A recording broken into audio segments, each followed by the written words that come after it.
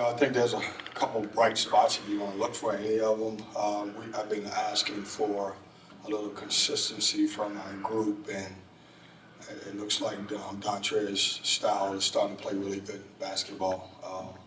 9 for 14, 6 for 8 from 3, 5 rebounds. And our team's fighting. We played against a very good Clemson team. Obviously, they, coming in 9-1, and our guys are putting the work in. We have these, 4 or 5 minute stretches that I feel like are really, really hurting us. And I didn't know who we were going to have this week. Ben and Dontrez didn't practice the last couple of days because they had, flu-like symptoms, and same thing with Breon Pass. And then right before the game, Brandon decided that he couldn't go. And so I give our guys kind of want a moral victory, but I give us credit for the way we came out and fought against a really good team, the adversity that we had, we went through. That being said, we just got to figure out, we got to get better. We got to figure out these stretches. Our defense is still doing a great job of carrying us through most of these games, and obviously it looks like when we get in trouble, we don't score the basketball. So, questions? Kevin, Duke and then now Clemson, those are two of the top teams in the standings. I feel like you're miles away from them. How close do you feel like you are to those two teams? If you look at those two games, you say you're right there. You look at them and you say, man, we have gotten better. We just didn't win a few games that could have went the other way earlier. And so if you win those games earlier and you don't play well against, or you play Duke and Clemson the way you do, now you're saying, well, man, they got a chance. That being said, we have been in every game because our heart's always on the line, and our guys show up every night.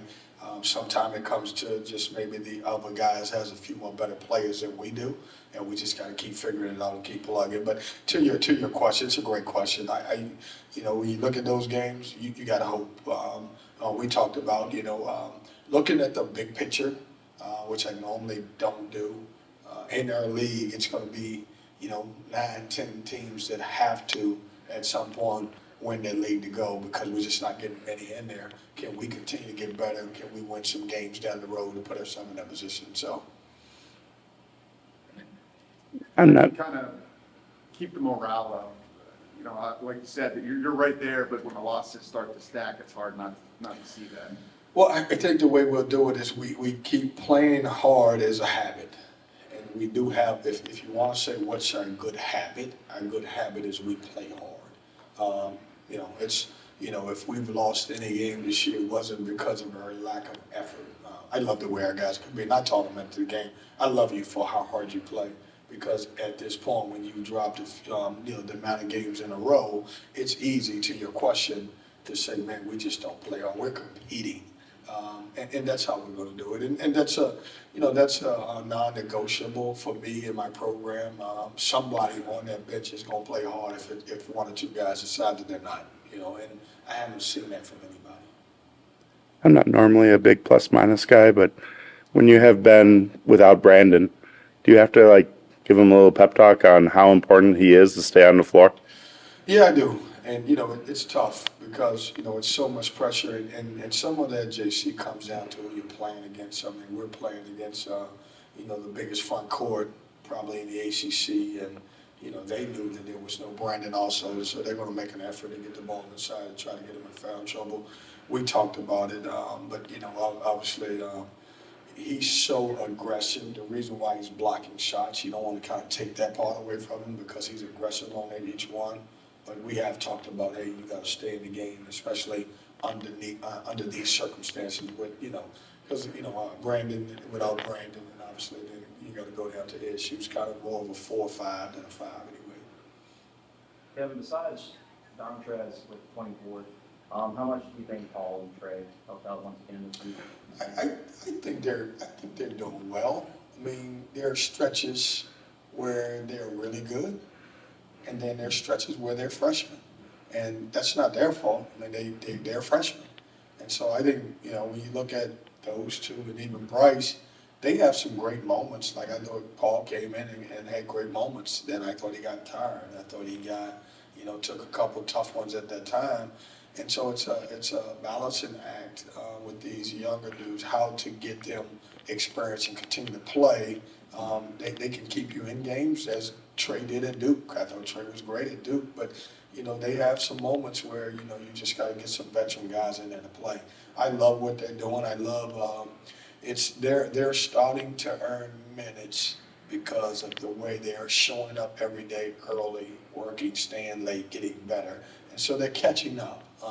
And it's starting to show on the floor for them. We just, it's not, I never say, when it comes to a freshman, it's, you can't count them a freshman, they're young.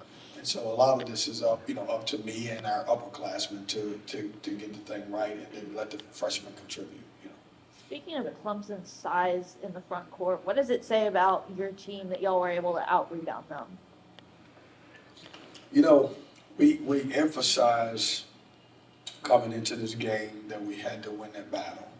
And, I thought our guys, I'll tell you, it was tough because, in practice, at times our 4s and 5 was Bryce and Dennis Parker because we didn't have those guys in. So we really, concentrated on you got to hit them before they hit you. But it's a lot. It's a win in that area, in that category because we have gotten all rebounded. Things that we want to work on is our rebounding, transition defense, and also guarding the ball a little bit better one-on-one. So in that area, that's a win for us. When you're facing an elite offensive guard like Chase Hunter, what do you game plan for and stop that type of player? Say that one more time. When you're playing a elite offensive guard, how do you stop a player like Chase Hunter? He's good. I mean, that's you look at his numbers and how he affected the game. 20 points. He was very efficient, 6 for 12, 2 for 5, got to the free throw line. We talked about, hey, staying on his right hand. I thought during their stretch when they needed a play, Chase Hunter was really good. I thought he made a couple plays down the stretch. And, he's an all-conference guy, probably a first-team all-conference guy here who's been in the league for a long time. But we game planned against him. One of the things we talked about is can we take away the leading scorer? Don't let the best player be the best player. And he was good tonight. I thought we did a good job with Shefflin, who has been really good. But I thought Chase Hunter was and it's weird because it's one of those guys you pick up the stat sheet and you don't realize he had 20 points. And he did. Coach, you talk a lot about how the veterans are impacting Trey Parker and Paul McNeil. Can you talk a little bit about Michael O'Connell's game today? Had 3 points, 2 assists, and 3 rebounds in 28 minutes. Michael he's never been a scorer. He's been, even if you go back to last year, he had those moments at the end of the year where he scored the basketball for us. And I think that was not, I want to say that's a tease for us, but that was an addition to what we already had. He makes us run. He's one of the reasons that we have been a low turnover team, throughout the year. So he has a value, he has a need on the team. But if we're looking for him to score, then we have to go to the to the bench and get somebody else, and that's why Trey has started to play more minutes because he provides a little bit more scoring than Michael does. Do you see this as maybe a good time to get on that plane and go to California? I think it's a great time, and we talked about that, and I mean that in a good way. Is I want us to get away, and just get back to hanging as a team. I never thought, and when I say this. We're going to play 2 really good teams on their home floor, but it's not so much about that. It's, hey, let's get away, clear our minds a little bit, see can we figure it out and move forward. And, you guys are covering us. We got all the fight in the world. We just, we struggle offensively at times to get us over the hump to win the games, and we'll figure it out. I don't know when, but we'll figure it out.